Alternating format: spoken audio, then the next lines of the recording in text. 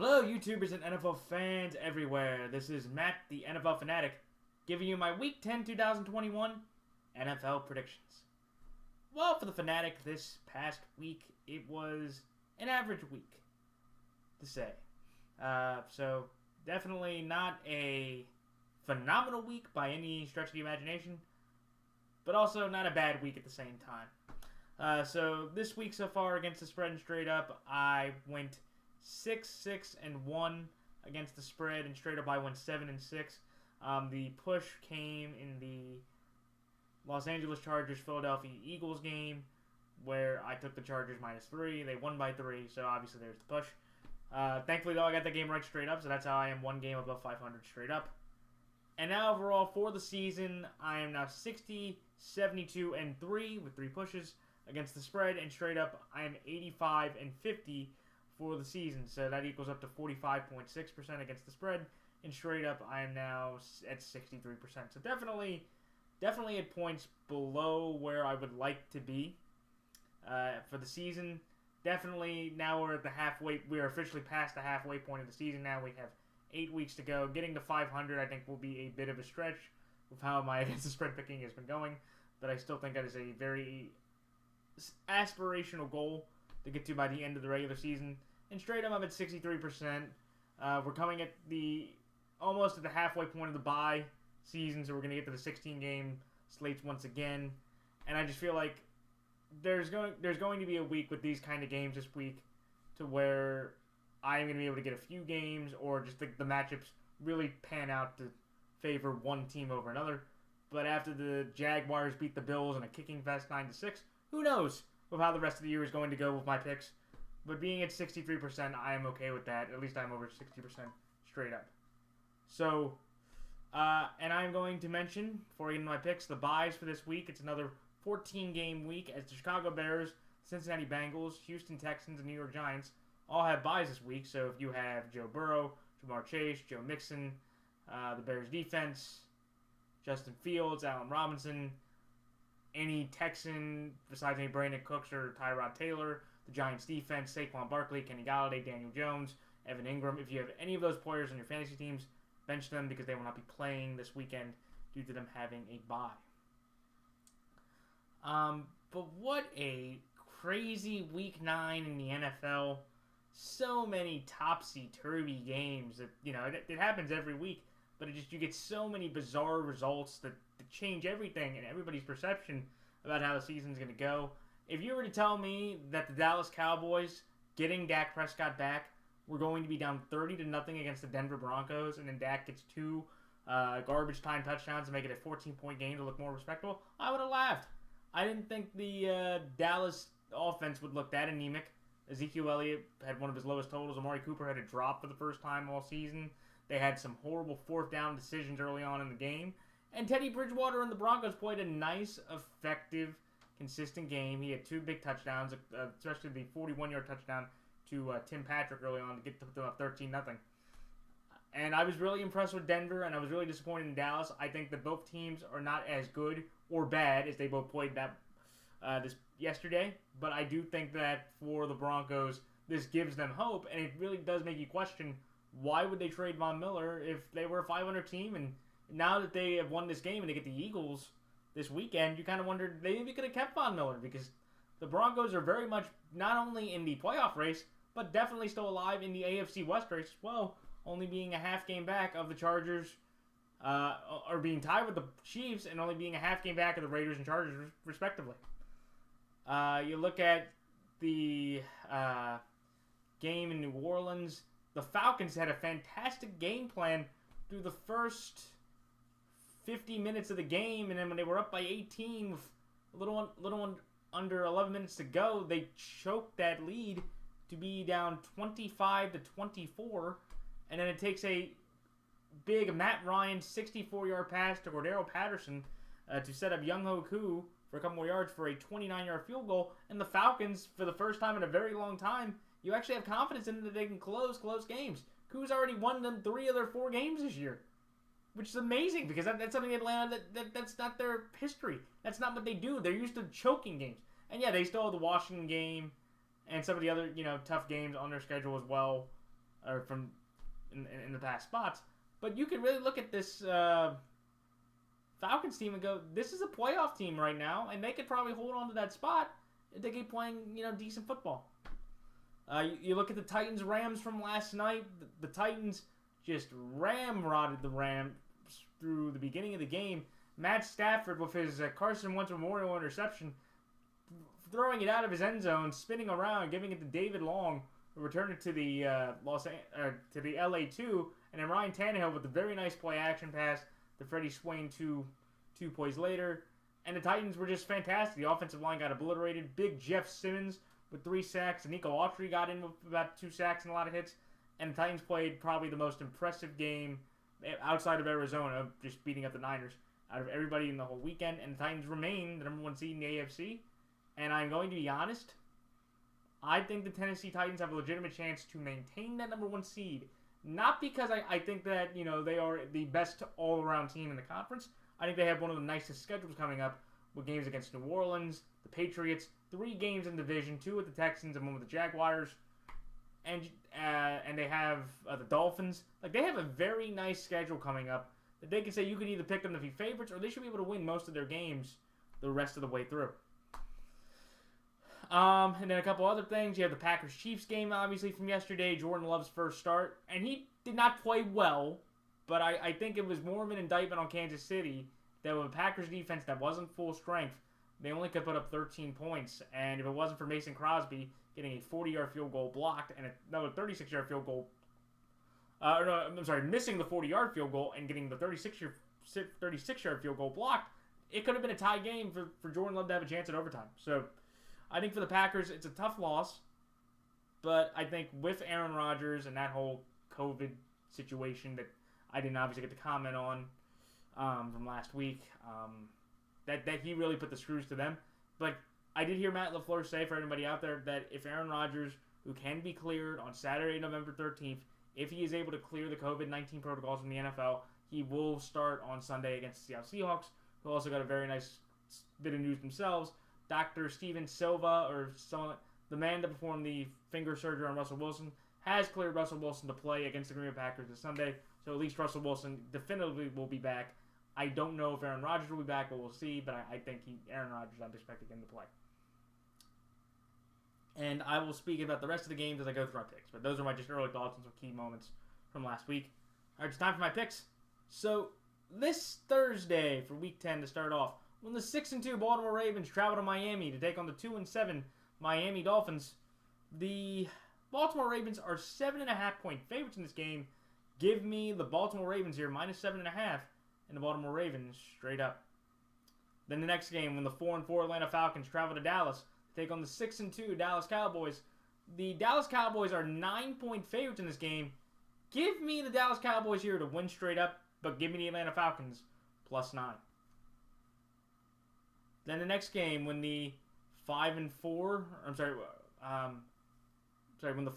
New Orleans Saints travel to Tennessee to take on the 7-2 Tennessee Titans. The Tennessee Titans are 2.5-point favorites in this game. Give me the Tennessee Titans here, minus 2.5, and Tennessee Titans straight up. Then the next game, when the 2-6 Jacksonville Jaguars travel to Indianapolis to take on the 4-5 Indianapolis Colts. The Indianapolis Colts are 10.5-point favorites in this game. Give me the Indianapolis Colts here, minus 10.5, and the Indianapolis Colts straight up. Then the next game, when the 5-4 Cleveland Browns travel to New England to take on the 5-4 New England Patriots. The New England Patriots are 2.5-point favorites in this game. I'm going to take the upset here in the Cleveland Browns. So give me the Cleveland Browns here, plus 2.5, and the Cleveland Browns straight up. Then the next game, when the 5-3 Buffalo Bills travel to New York to take on the 2-6 New York Jets. The Buffalo Bills are 13-point favorites in this game. I cannot believe, after they choked that miserable game against the Jacksonville Jaguars, that they gave the Bills 13 points. I know it's the Jets, but the Jets, let's be honest, they won the second half in the Colts game 20-17.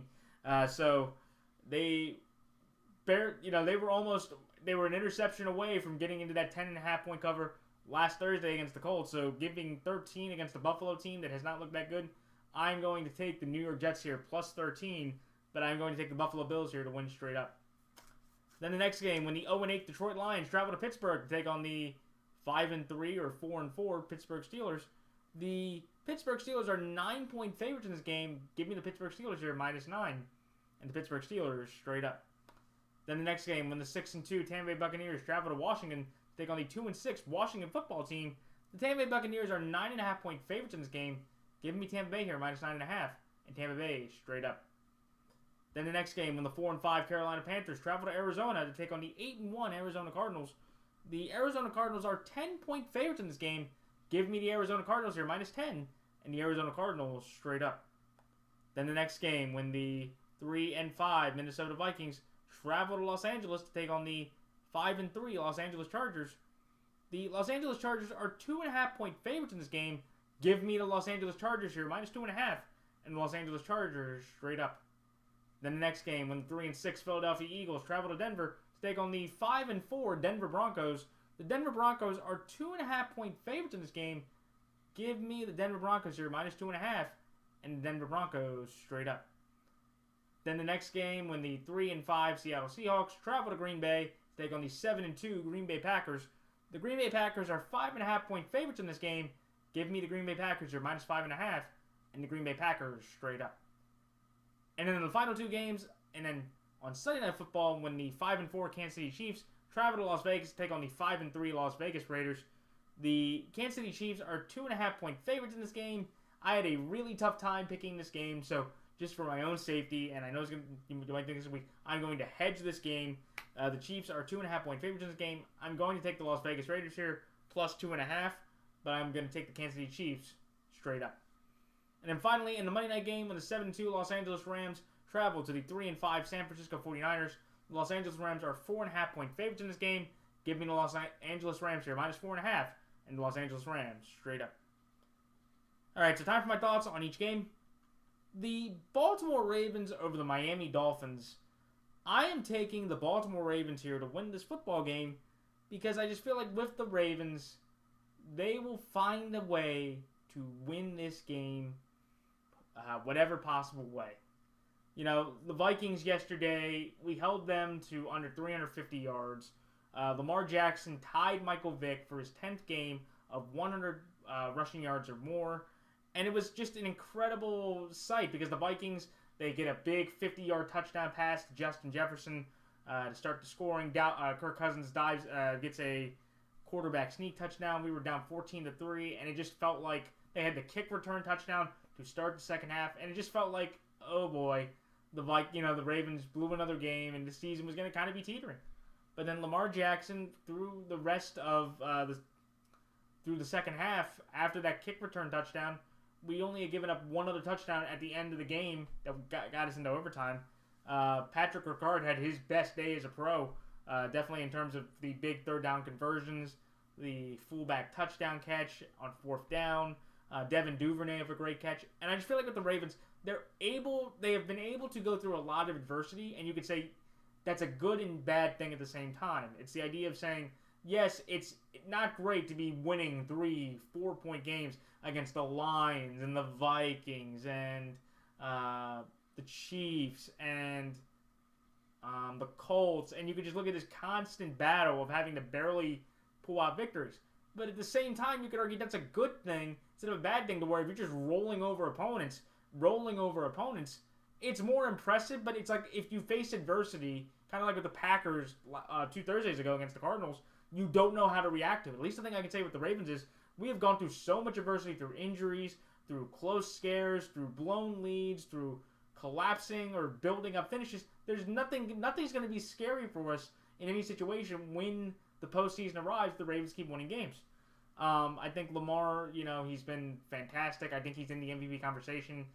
His numbers are not really lining up with like Brady's or Stafford or Kyler's, but just what he's had to do to carry this team into this spot with his play has been downright incredible and one of a kind.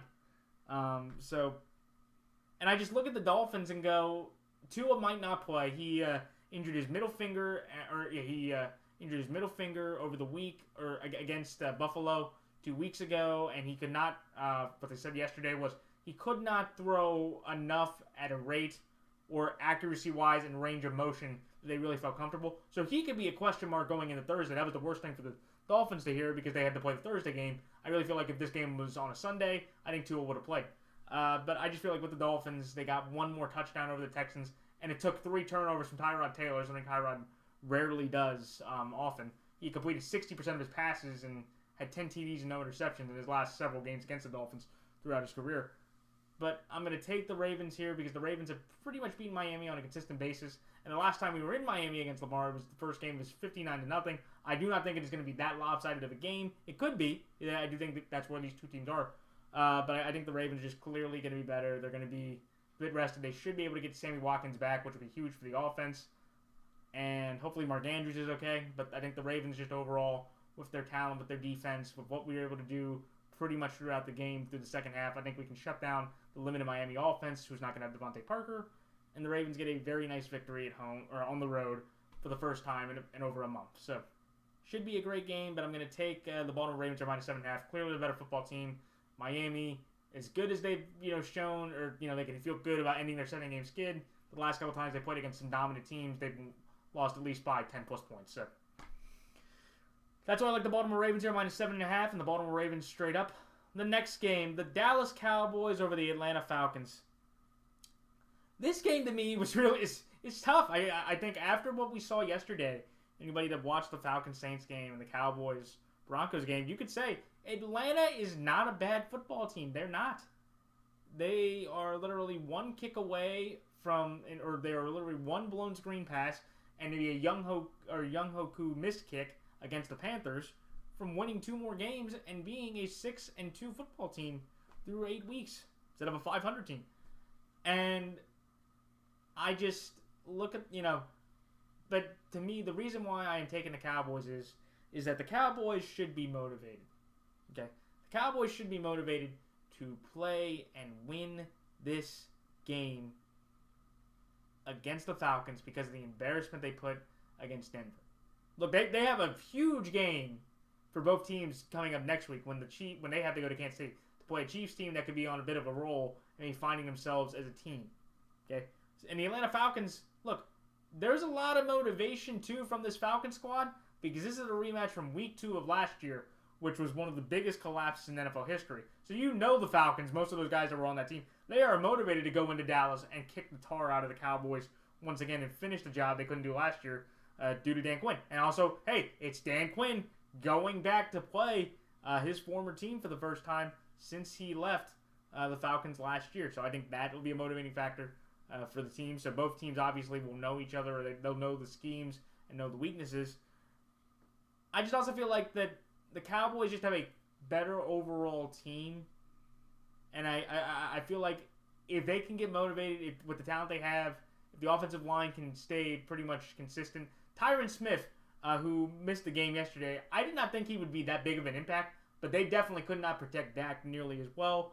But also I just feel like, again, in this kind of moment, once you get blown out like that, usually the team plays better the next week and they play more inspired and motivated than they did before. So I think that's going to be the thing with the Cowboys. Do I think the Falcons have a shot? They do. I feel like, look, Trayvon Diggs was getting burned and picked upon all game yesterday by a lot of the Broncos receivers. What they did was they basically, I kind of see Trayvon as a Marcus Peters type cornerback. And if he will bite on the cheese a lot of times. And if he can get the cheese, it's going to be a huge play, or it's going to be that 6-game streak he had to begin the year. But if he doesn't get the cheese when he bites, you can burn Trayvon. You can get big play after big play on Trayvon Diggs due to his over-aggressiveness. So I think that'll be very interesting. But I think not having Calvin Ridley this time around and having somebody like Dak instead of Simeon play the quarterback position, if the Cowboys are motivated, should be enough for the Cowboys to win this game. I think the Cowboys, they've been clearly the better football team throughout the whole season up to this point. Atlanta, after they beat the Giants and after the last several weeks, you could say Atlanta is a better football team, but they've still shown some of that choking signs. That obviously against Washington back in week 4 and the Panthers 2 weeks ago. They still have some times to where they don't know how to maintain leads. And you can just look at what I said just earlier with the Saints. They had an 18-point lead against the Saints with about 11 minutes to go. They choked that lead. It took the miracle play by Ryan Cordero to win the game. And I just think with Atlanta, I'm not really sold on their running game. Cordero's been phenomenal, and honestly, I feel like the Cowboys offense, if they can double team Kyle Pitts, it's going to be very hard for the rest of the Atlanta receivers to make that big of an impact.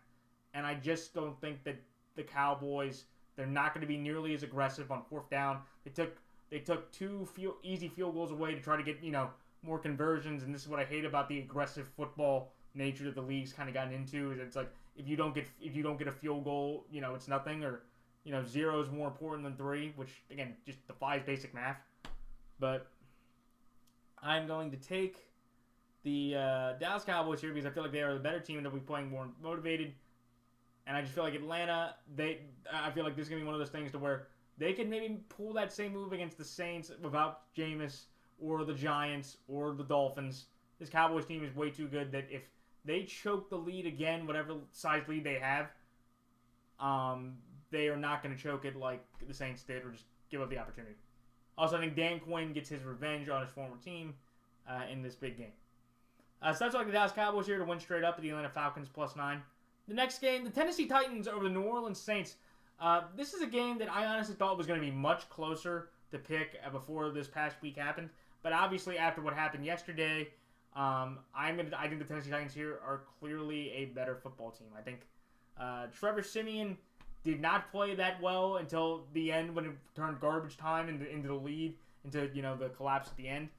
I thought that the Tennessee Titans defense did a fantastic job going after the Rams offensive line, and the Saints offensive line I think is comparable to the Rams offensive line. You do have Teron Armstead, Pete, Ruiz, Ramczyk, who's one of the better right tackles, but you had Whitworth at the left tackle. I just feel like the Titans pass rush should do well against the Saints, and I just feel like at the end of the day, there's a part of me with Tannehill and Siemian going. Siemian arguably has the better matchup because Matthias Farley, Caleb Farley, and Christian Fulton have all been out for the past few weeks, and they're having guys like Cameron Borders, Kevin Byard, who's been phenomenal, who had the phenomenal pick 6 on the second back-to-back interception for Matt Stafford. He's probably the best secondary guy they had. You do have Jack Rabbit, Janoris Jenkins, who I found out yet last night is trying to legally change his name to Jack Rabbit Jenkins, which I think is absolutely hilarious. But I just look at the Titans and go, I feel like when you have Julio and AJ, and you have Swain and Ferkser, and you have Wakini, or Nick Westbrook-Akini, there we go, that's his name. Like, the Titans just have a better vibe of playing more collectively, and I just think the Saints, they were fortunate to play Atlanta, and I think the Titans, over the last few weeks with that pass rush, have been able to play at a much better and more consistent rate. The Saints really don't have a tight end game to be that effective. And with what I think the Saints are going to do, I think Sean Payton's going to look at how Siemian finished the game and the fact that he got the lead in the way that he's going to remain the starter. And I think Tannehill will just outplay Siemian. And I think Tannehill will not make nearly as many mistakes. Or even though, again, he's actually, I think, passed or equaled his turnover or his interceptions from last year already, especially on that earlier in the game when Jalen Ramsey picked him off on the out route to A.J. Brown. But at the end of the day, I just feel like with this Saints-Titans game, a couple years ago, the Saints won. Michael Thomas broke the single-season reception record, but he's not there, and he's going to be out for the rest of the year. Deontay Harris, I don't think that he's going to make that big of an impact. You have Callaway, another burner, but it's with Siemian.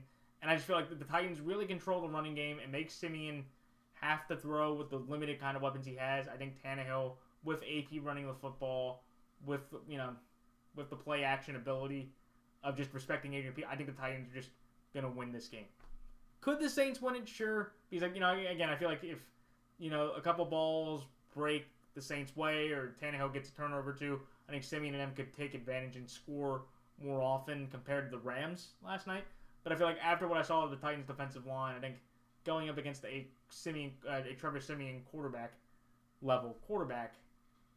it's going to be a pretty nice stationary target for the Titans to rip off of and make him feel uncomfortable most of the game. And Taysom Hill, I just think that he will not be as big an impact as he has in the past, and I just feel like they still are going to kind of keep him on a pitch count at this point for the first couple of weeks, or as he gets back from his concussion. So that's why I like the Tennessee Titans here, -2.5, and Tennessee Titans straight up. The next game, the Indianapolis Colts over the Jacksonville Jaguars. This is one to where the Jaguars pulled off probably the second biggest, or one of the top 3 upsets of the year by beating the Buffalo Bills in a kicking fest 9-6. The funniest thing that came from this game was the Josh Allen effect of how the Jacksonville Jaguars' Josh Allen, who was number 7 overall in the 2020 draft, took on Josh Allen, the number 7 overall pick in the 2018 draft, and Josh Allen got an interception on Josh Allen, and Jacksonville Josh Allen also got a sack fumble on Josh Allen, and it was just one of the more weird and awkward, gritty games I had seen the whole year. And kudos to Jacksonville. Hey, when you get 3 turnovers on the quarterback and your defense can hold, a Bills offense, which was number 1 in the league, to 2 field goals, congratulations. Look, Trevor Lawrence did not play that well. He didn't have James Robinson, who was dealing with a heel injury. But Carlos Hyde ran the ball effectively. I thought, they made some conversions to take time when they had to leave when they needed to. Matthew Wright, the Jaguars, who had not made a field goal for the first 5 or 6 weeks, he obviously now wins them the game outright. So good for them fixing their kicking situation. But just the problem for me was that I took the Jags just a couple weeks ago when they did the same type of thing where they beat an AFC East team in the Dolphins at home. And then the very next week, I thought against Seattle with Geno Smith, how they were playing, I was like, oh yeah, they're going to be able to hang on. And it was a 3-point spread. And with everything that Geno did, they blew them out 31-7. Do I think the Jags and Colts, it's a division game. Like I said before, you can throw the records out of the window. Do I think the Colts are going to spank the Jags that bad? No. But I think the Colts, what they showed you through that first half is that they are fully healthy, one of the better consistent teams in terms of being able to run the ball. Jonathan Taylor had a fantastic game, 170 yards and a touchdown. Carson Wentz had 3 touchdowns, no interceptions. He has one of the best touchdown-interception ratios in the entire league. The defense did really well through the first half. By the second half, when they gave Josh Johnson a lot of garbage time, a lot of quick throws, he did make it close. But I just feel like with the Colts and the Jags, it's something to where, no offense to Jacksonville and any Jags fans out there, I'm sorry, that was more bad Buffalo than how good Jacksonville could be. And also another factor I think that will be very interesting is that Trevor Lawrence, he did get his ankle rolled up on. He was able to come back in the game and finish the game after being out for a little bit in the end of the first half and from the injury. So and they said he'll be probably limited throughout the week as he recovers from the sprain. But I just feel like with the Colts that this is going to be one of those games. The Colts usually have tended to beat the Jags on a pretty consistent basis. And again, this is kind of like one of those 1-year anniversaries. Back in Week 17 last year, they beat them to get into the playoffs. And back in Week 1 last year, the Jaguars beat the Colts to get the only one they had this year. Thankfully, they've won 2 games ever since then. And 2 of their last 3. So, do I think Jacksonville has a shot? Maybe. Trevor Lawrence can play well enough. If James Robinson can come back and they can get kind of some of the running and he can make some plays of his legs. But I just feel like with the ankle injury, that's not going to happen. And I just think the Colts, they're just more healthier.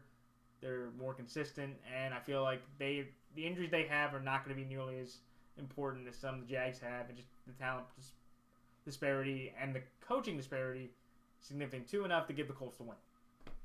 Should be an interesting game, though. I give the Jags a bit of a bet chance and a puncher's chance to hold on against the spread wise to cover the game. So that's why I like the Indianapolis Colts here -10.5 and the Indianapolis Colts straight up. The next game, the Cleveland Browns over the New England Patriots. I am taking the Cleveland Browns to win this football game based off of one thing: the better quarterback. This is one to where in this type of game with both defenses, pretty consistent, pretty talented in a lot of ways. You have great corners, decent, front sevens. I think the Browns have a better pass rush. Running-based teams with depth at the position, even though Kareem Hunt's still out of an injury. But they have Dearness Johnson and they have Felton, who I like, is a nice third down back when Kareem Hunt's not there. You have tight end-centric teams with Hooper, Bryant, and Njoku for Cleveland with Hunter Henry and Jonnu Smith. And with Odell Beckham Jr. leaving Cleveland yesterday, I feel like with the receiving cores are about to push, So when it comes to games like this, I'm going to take the better quarterback, and to me that is Baker Mayfield. Baker Mayfield, it has clearly been shown he's now 6-1 against the Bengals. So but that was probably the most impressive one he's had against the Bengals, because the Bengals we thought were legitimate. We still think are a good, decent team. Maybe not as great as we thought we were a couple weeks ago after they blew out the Ravens, but still a good team. And Baker's just playing a little bit better than Mac Jones. Mac Jones, look, he has been the most successful quarterback out of all the rookie class. I think he's maybe not the most talented or purely arm gifted, but I feel like he has the job from a mental perspective in terms of managing the game. Though, he did have 2 turnovers yesterday, which is not great. And he did have that questionable call that people talked about when Brian Burns stripped him from the Panthers and Mac Jones twisted his leg to prevent Brian from picking it up. I didn't really have an issue with that because I just felt like he was just trying to stop the ball, and Brian really himself kind of flailed around to cause the injury to happen. And I just feel like in this type of game with the Pats, there's just something with me that, like, I feel like the Browns just have a little bit more talent than the Pats. And the Pats, this is not the home field advantage as it's been the last several years under Brady and Belichick. They've lost 4 of their 5 home games. The only home game they won was against the Jets, which, how much can you take that to the bank? And I just really like what the Browns have defensively. Denzel Ward, Greg Newsome. They should hopefully get Greedy Williams back soon. I really like how Njoku and Hooper are making play. Donovan Peoples-Jones. I feel like the Browns have more of a chemistry, and I think the Browns have a better offensive line. That's going to be the key here. Even without Jack Conklin, they activated Nick Harrison, another lineman of theirs. They still have a better offensive line, I think, than the Patriots. I think Myles Garrett in that pass rush will make a few more disruptions compared to the Patriots in order for the Browns to win this game. Would I be surprised New England won this game? Not at all. I feel like, again, it's a home field advantage. The Patriots have been on a roll. After starting 1-3, they've won 4 of their last 5, and the only loss in that was the overtime game against Dallas. So this Pats team is playing at its best football at the right time. This is a huge, I think, wild card tie-breaking procedure here for both these teams. So both teams, I think, will be motivated at the end of the day in this type of game with equal kind of talent aspects in most areas. You go with the better quarterback in this regard most of the time. I'm going to take Baker Mayfield to beat Mac Jones in a thrilling and probably the most competitive game of the week in just terms of just 2 teams that are just about the same in talent and coaching and aspiration. So that's like Cleveland near +2.5 and Cleveland straight up. The next game, the Buffalo Bills over the New York Jets. I am taking the Buffalo Bills here because the Jets, we don't know about any status of any of their quarterbacks. In the first half, they were getting smoked by the Colts in a pretty consistent way. And I just think it's kind of like what happened with Dallas. It's a little bit different. Like, the Bills, like, they have to wake up, don't they?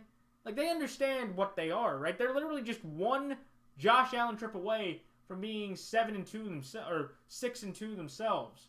They're a blocked punt away from beating the Steelers back in Week 1, which doesn't look, nearly as bad anymore.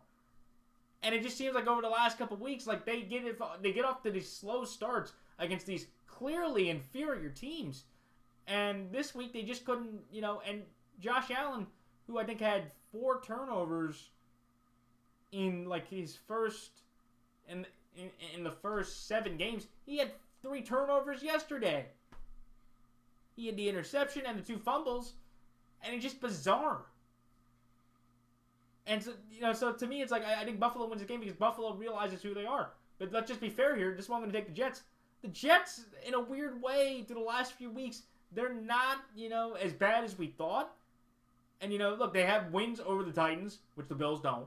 And they have a win over the Bengals. So they've already beaten 5-win teams before. And just last year, in that game, they barely beat the Jets by 6 last year. And that was with Sam Darnold. That was with, a little bit of a better roster and more competency. If it's Mike White or Zach Wilson or even Josh Johnson, I don't know if I really can trust the Bills after they lost a 17-point game to the Jags. The Jets are a better team than the Jags, in my opinion. A little bit, but so I have to take the Jets on the line. I feel like, this is a game to where, like, anybody that thought after last week, that, including me, that the Bills beating the tar out of the Jags was going to be, a cakewalk, the Jets, you can't make that promise anymore. And I feel like if this wasn't, to me, like, it would have to be at least under 10 for me to take the Bills here. But 13, that's just way too much with a Jets team that's been awkward, that, the Bills that have been awkward, and it's a division game. Robert Saleh could very well pull this off. I just can't do it because it's the Jets. I just feel like the Bills have to wake up, and after what happened after their first loss, or after the Titans lost, they ended up blowing up they ended up beating the Dolphins by 10 plus points, and then after the game against Pittsburgh, they blew out the Dolphins 35-0. In this divisional perspective, I just kind of feel the same way. I can't take them up with the 13, but I think the Bills win the game just because I feel like they'll be motivated. And Josh Allen usually typically plays better after a loss than after he loses. So I think the Bills easily win. But the Jets are just so awkward and inconsistent, and so many questions, and the Bills in the same way. I can't take the Jets. I can't take the Bills on the line to win and lay the points. So that's why I'm going with the Jets plus 13. So that's why I like the Buffalo Bills here to win straight up with the New York Jets plus 13. The next game, the Pittsburgh Steelers over the Detroit Lions. This Pittsburgh Steelers-Detroit Lions game to me is just based off the fact that the last time we saw the Lions, they got blown out by the Philadelphia Eagles. That's all you need to know. Is that, I've tried to defend Dan Campbell and this Lions squad for a while. I've said, I think in some of my videos this year, they are not as bad as a, 0-8 football team. But in 2 of the last 3 weeks, they've got absolutely embarrassed by the Bengals, and they got rolled by the Eagles. So, do I think Pittsburgh's offense will have that much talent to put up 30-plus points? No, but do I think the Pittsburgh defense has enough talent to basically shut out Jared Goff and the rest of his offense, who they just cut Tyrell Williams, by the way? Yes. I think that, with Jared Goff, he's had a tough time going up against, top defenses. He's had problems with red zone turnovers. The Steelers' defense has been dominant. I think DeAndre Swift or Jamal Williams are going to get nothing on the ground, and I just feel like in this type of game, the Steelers usually typically beat the Lions on a consistent basis. And just even throughout their histories as franchises, the Steelers usually typically win this game. Do I think the Lions have a chance? Look, Ben's not, 100%, and it is 9 points. And the Lions, in some bigger moments have been able to cover and cost them a little bit, yeah. But just in this game, I think Big Ben just does enough with his arm, with the running game, with what the Eagles were able to do with Boston Scott without Miles Sanders. I think they're going to rely heavily on Ballage and Najee Harris to run the ball. Their defense makes a pretty good, consistent stopping effort against the weak Lions offense that only has T.J. Hockenson. And I think the Steelers win this game by at least 10. It's going to be kind of an ugly game. But kudos to Pittsburgh, though. They could be essentially 6-3 through 9 games and clearly not only be in the playoff race and a playoff team, but still in the AFC North race, which I don't think anybody expected with Big Ben and this limited offense, even with the phenomenal defense this late into the year. So congratulations to Pittsburgh. And for Dan Campbell and the Lions, let me just say this, shout out to Half Moon's Picks. I hope you win a game. I like Dan Campbell as a person, and I'm sorry. But if he goes 0-17 and the Lions are the first team to have 0-16 and 0-17 teams, 0-17 seasons respectively, you have to fire Dan Campbell. There's nothing that you can do to justify a winless season, especially with the lack of injuries they've suffered. They've suffered some big injuries. I know they lost Ragnarok, they lost Okora, their pass rusher. So you've had some big injuries, but even through all the stuff you've played and the bad breaks you got to at least win a game to keep your job through you. So I hope the Lions get that eventually. I just can't pick them against Pittsburgh on Sunday. So that's all like the Pittsburgh Steelers are -9. The Pittsburgh Steelers straight up. The next game, the Tampa Bay Buccaneers over the Washington football team. This is exactly what Tampa Bay needed after losing a very heartbreaking game against the Saints 2 weeks ago, where Tom Brady threw 3 interceptions. He has played the worst in his time in Tampa against the Saints. And Washington is just a bad football team. It is just a bad football team all around. They really only have one legitimate offensive weapon in Terry McLaurin. Logan Thomas, hopefully they get back. And Taylor Heineke is just Taylor Heineke. If they double the run defense, Antonio Gibson and J.D. McKissick, I think, are going to get very little yards.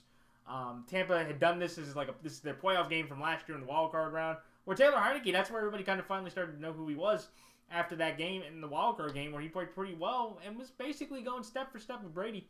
Hopefully they get Antonio Brown back. That'd be huge for their offense. But I just feel like in Tampa, they're coming off rested. They understand what's coming up. They really only have, you could argue, 2 debatable games to play, and that's against Indianapolis on the road and Buffalo at home. And what I thought a couple weeks ago about that Buffalo game where Buffalo could win, I think Tampa should easily be able to win out the rest of the way through because they really don't have that much of a challenging game left. You could argue right now Indianapolis would be a tougher game than the Bills, just because of Brady's history and how bad the Bills are playing right now. So Tampa, I think they get the Giants next week on Monday Night Football. This should be just a nice little 2-game stretch for the Bucs. Play their game, limit the running game, beat up on the NFC East teams, the weaklings of the division. And just Washington, they've been beaten pretty decisively in most of their games. They've been able to lose by the covering of the spread on a good amount of occasions. 9.5 is easy enough, and I think the Bucs just rested. Hopefully get some of their defensive backs back, and they just play a complete game against inferior competition. So that's why the Tampa Bay Buccaneers are -9.5, and the Tampa Bay Buccaneers straight up. The next game, the Arizona Cardinals over the Carolina Panthers. I am taking the Arizona Cardinals here based on the fact that was one of the more shocking games because I was stunned that everybody started taking the Niners. I guess in a way I understood because Kyler Murray, DeAndre Hopkins were both out with a hamstring and ankle injuries respectively. A.J. Green was out due to him being on the COVID list. Right after the first series of the game, they lose Chase Edmonds. And I really thought the Niners were going to play a better football game. They did not. Colt McCoy clowned them. Man, I saw Colt McCoy throwing 50-yard bombs to Christian Kirk. Christian Kirk threw a great 33-yard pass to the goal line on the one to another receiver, and it was just a rout. It was embarrassing. It was hilarious. Anybody that defends Kyle Shanahan or anybody that's a Kyle Shanahan stand left, please don't talk to me, okay? You have to understand now that man is an absolute bum. He will, in my opinion, never deserves to be a head coach again because he is a rigid, stuck-up snob that has no idea how to motivate people and how to generate an offense as a head coach. He could be, I'm sorry, I'm going on this tangent, and I should say this one. But he can be a phenomenal offensive coordinator, okay? And I would hire him for a lot of jobs or offense. But as a head coach, he is absolute garbage and crap. I hope the Niners, at the end of this year, realize how bad he is and they kick him to the curb. But that, to me, had to be the final straw. You got out-coached by Colt McCoy and Cliff Kingsbury without some of his staff. They got owned. He hasn't won a home game in over a year. Even though you could argue the 2 home games were road games in the pandemic. But that man is an absolute scrub that by the end of this year, with whatever few wins he has, should be fired for the ineptitude he has presented over San Francisco and a 1-year flash of a Super Bowl. He's basically the offensive version of Ron Rivera. I mean, that's the best way to put it. But I digress. But going back to the Cardinals-Panthers game, after what I saw to that and after what I've seen out of the Panthers, Matt Rule looks like he's given up on Sam Darnold, who threw another 3 interceptions. In the last 5 games, the last 4 full games Sam Darnold started, they're 0-4. Christian McCaffrey didn't matter. Robbie Anderson, DJ Moore, Ian Thomas, all those guys, it doesn't really matter. Brian Burns left the game of an injury. They lost their starting center, Matt Paradis, to an ACL tear. And I just feel like for the Cardinals, like, you don't, in a way, like, depending on what happens with the rest of, for at least this game at least, you don't need to rush Kyler back. You don't need to rush DeAndre back. You're going to get A.J. Green back. Chase Edmonds is already going to be out. You've already shown with the roster you have that you can win this game with what you have. And I just feel like with the Panthers, like, there's not a lot of room for improvement here. Yetur Gross-Matos has disappeared. Derek Brown hasn't really been able to do a lot. Stephon Gilmore, he got the 1 interception, which was nice. But besides that, he really didn't do anything. And I just think the Cardinals are just clearly the better football team. And also, this Cardinals team is motivated. They've lost the last 3 games against the Panthers. Amazingly. And even last year with Kyler, the Panthers won 30-20, but Teddy Bridgewater started. So I feel like this Cardinal team, they're motivated to get this Panther frustration off their back. The Panthers are going all the way out to the West Coast this time. And I just feel like with the Cardinals, that they have this game. Like, if the Panthers win, that'd be a huge upset. Just of how bad the whole Panthers organization's been playing right now. Their run defense isn't great, so James Conner, who leads the league in total scrimmage touchdowns, should have another fantastic day. And I just don't think the Panthers really have any chance at all to win this game. From what I've seen out of the Panthers offense and turnovers and the frustration and the sadness, it's not going to be great going up against the best team in the NFL in Arizona. With confidence against basically the same roster, even if they don't, and if they add Kyler, DeAndre, AJ, and all those guys back, if they add all the players and coaches back, they're going to blow them out. So 10 points is very easy to me, just looking at where the two teams are. So that's why the Arizona Cardinals here -10, and the Arizona Cardinals straight up. The next game, the Los Angeles Chargers over the Minnesota Vikings. This is one to where the spread's under 3. The Chargers are clearly the better football team. Justin Herbert's the first guy with 600 completions through X amount of starts. He was the best fantasy quarterback all day. Yesterday, 3 touchdowns. He's only the second quarterback in Chargers history to have 80% completion percentage and 3 total touchdowns. So job well done to him. And I think the Chargers, Mike's been phenomenal. Keenan Allen had a fantastic day. Jared Cook had a decent day with his receptions. Dustin Hopkins is an upgrade over their kicker. He can make 29-yard field goals. The one thing I got to say, though, about the Chargers, and this is just a little gripe I have, Brandon Staley. Okay, look, I love, there are probably people out there that love how aggressive you are on 4th down. Let me tell you, I am one of those people that is not happy about that. Because you literally screwed anybody at the time. I know it was 1.5. I know what the line ended up being. But anybody that put the Chargers at 3, you literally screwed us out of going for, because you went for it on 4th down in the 2 parts at the beginning of the game where you should have been up by 3 over the Eagles. Instead, you were down 3 because you stupidly took 2 4th down points where you didn't need to. Think about it. If he makes those field goals in the beginning of the game, if Hopkins does, because they were makeable, and it is Dustin Hopkins, so who knows. You would have covered the game, and you wouldn't have had to worry about Hopkins kicking a game-winning field goal because of your stupid 4th down decision calling. Okay, I get it. If you're down or in a way, yeah, you might need to take those 4th down chances. The Ravens started doing that, and it worked out. Okay, but you don't need to do it in the beginning of the game when you're playing a clearly inferior team. Okay, so fortunately for them, they're playing the Vikings, who are going to be around this game. The Vikings all year have shown you they cannot be incapable of either blowing somebody out or getting blown out by somebody. They have been in 3 overtime games. They have been in, they have been in 1, 2, 3 overtime games. They had the last second play against Minnesota and the last second drive against the Cowboys. They've been in every single one of these games. They're the best team out of all the bad teams in both conferences that is not in the playoff. The Vikings are clearly that best team, because they literally could be a 7-1 team if about a handful to a dozen plays don't happen in certain situations. But with that being said, that's why you have to take the Chargers to win the game. It's like the Chargers have shown to you more often than not, they have been able to close games and win these close games. And the Vikings have shown you every week they cannot win a close game. They're probably going to run the ball really well against the Chargers. They have Dalvin Cook and Madison. It's the Vikings going to LA, who have a 50-50 home crowd, split. But if it's going to come down to a late game situation, I just feel like the Chargers will execute more, or ironically, it'll be Brandon Staley's 4th down decisions, unlike Mike Zimmer's, who's more conservative, that are going to be the difference, and the Chargers win this game. It's going to be a great game. It's going to be entertaining, but it's just how this game is going to go with the Vikings. If you've watched any Vikings game all year, shout out to GNOs. Sorry, buddy. Go Birds. So that's why I like the Los Angeles Chargers here -2.5, and the Los Angeles Chargers straight up. And all serious Viking fans, I feel horrible for you because you've had a brutal season of 8 games to where you literally could be 7-2 or 3-5 just off a dozen plays. So that's like the Los Angeles Chargers -2.5, and the Los Angeles Chargers straight up. The next game, the Denver Broncos over the Philadelphia Eagles. This is one to where you can't look at that game against Dallas and say that they can't translate that over to the Eagles. Do I think the Broncos are going to wipe out the Eagles like they did the Cowboys? No. But I just feel like the Broncos had such a dominating victory, and just what I saw from the last NFC East team that went into Denver, tried to play them well. I think that it'll be the problem for the Broncos it's going to be the pass rush.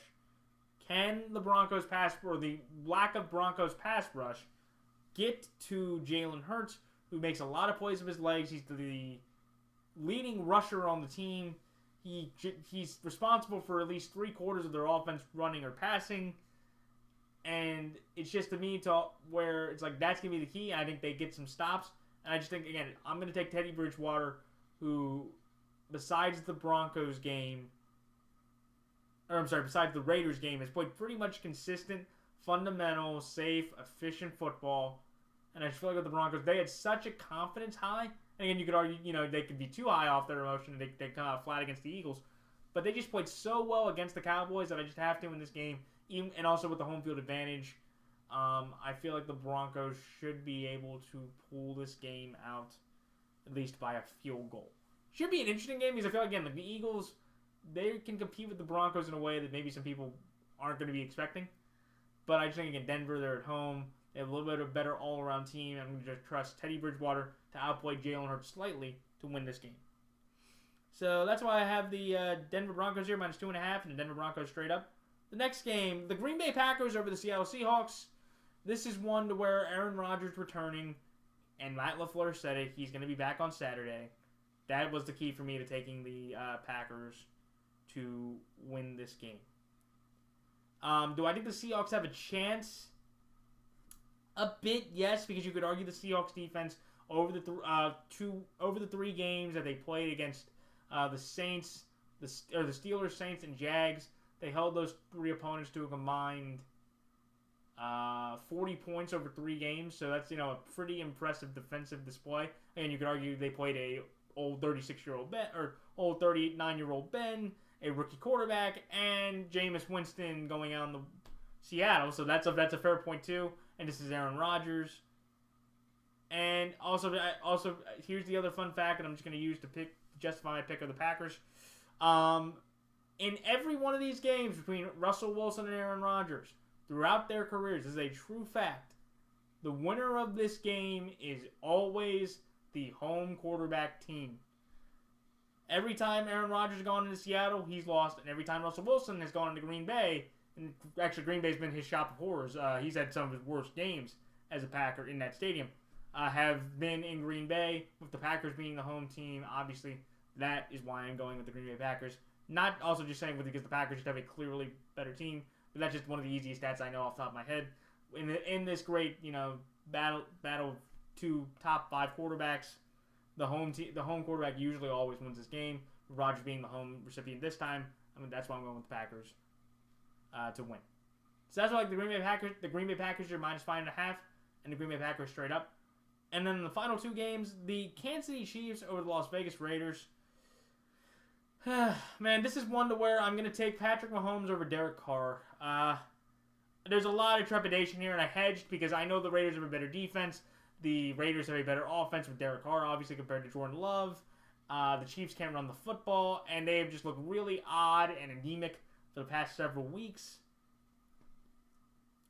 But I'm going to take Mahomes to beat Carr. The last time they were in Vegas, I don't think Mahomes has lost to Vegas he hasn't lost to the Raiders on the road throughout his whole career, I believe, at this point. I do not think. The last time they played him back in 2020 was that great shootout game. The Chiefs won, I think, 45-41, 35-31 off the last second touchdown to Kelsey. And there's just a part of me going, there could be some additions. Odell Beckham could be out there starting today or tomorrow, depending on what happens. But I look at the Chiefs and Raiders and go, the Chiefs beat the Giants and the Raiders couldn't. And I just feel like the Chiefs have some confidence to where with the Raiders, with everything going on, with Henry Ruggs, with John Gruden, this team, it's gone through a lot. And I just don't know in this kind of spot with the confidence the Chiefs have, winning back-to-back games for the first time, or since last year, and winning back-to-back games for the first time all year. I think the Chiefs pull this one out in a very odd way. It might be a Bucker last-second field goal. But, yeah, I just have to take the Chiefs here to win. I'm not going to be surprised at all if the Raiders win, and I might be kicking myself out of all the picks I make. This one might be the one I regret the most.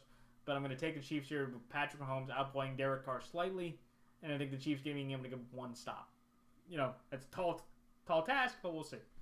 So that's why I like the Kansas City Chiefs here straight up, and I'm going to take the Las Vegas Raiders +2.5 because I have to hedge because I think it's that close of a game. And then finally, in the Monday night game, the Los Angeles Rams over the San Francisco 49ers. I'm taking the Los Angeles Rams here. They're ticked off. They're frustrated. The very next week, when they coming off the loss against the Arizona Cardinals, they smacked the crap out of the New York Giants. And the New York Giants right now are just about as good as the San Francisco 49ers, and I could argue the Giants are a little bit better. But it's one of those things to where I just feel like for the Niners, this is an absolute train wreck. Kyle Shanahan is still going to go with Jimmy Garoppolo. They're still dealing with running back injury. Running back carrying Debo is hurt or dealing with an injury. And this Niners team is just not very good. And I feel like the Rams, Sean McVay has to be motivated. This man has lost to Kyle Shanahan the last 2 years in sweeps. And I think just in this Monday night stage, on the road, keeping the home losing streak alive, I just feel like the Rams just should take out all the frustration from last night into this game against the Niners and drop Shanahan to a 3-6 record, and he's destined for another double-digit losing season and another losing season by the Niners. So it shouldn't be a fun game. Stafford has usually played, he usually plays better in a bounce-back game from last time against the Giants, and I think he'll do the same exact thing against a very weak Niners secondary and an offensive line or defensive line that hasn't nearly been as productive as people thought in San Francisco's. So that's why I like the Los Angeles Rams here, -4.5, and the Los Angeles Rams straight up. And that is it. So like, comment, rate, subscribe. Please check out the NFL YouTube Prognosticators page to see other great prognosticators like Keith Bailey, Johnny Bretsky, Gio Knows, Bridgewater's Finest, Half Moon's Picks, Big Sports Talk, and RB Take with Philly, Sports Fan Entertainment. They're Fryer and Brim Sports. They're all in my description, so please check out their channels and give them a like and a comment. And that is it. So until next time for my Week 11 picks, this is Matt the NFL Fanatic signing off. Until next time, so long.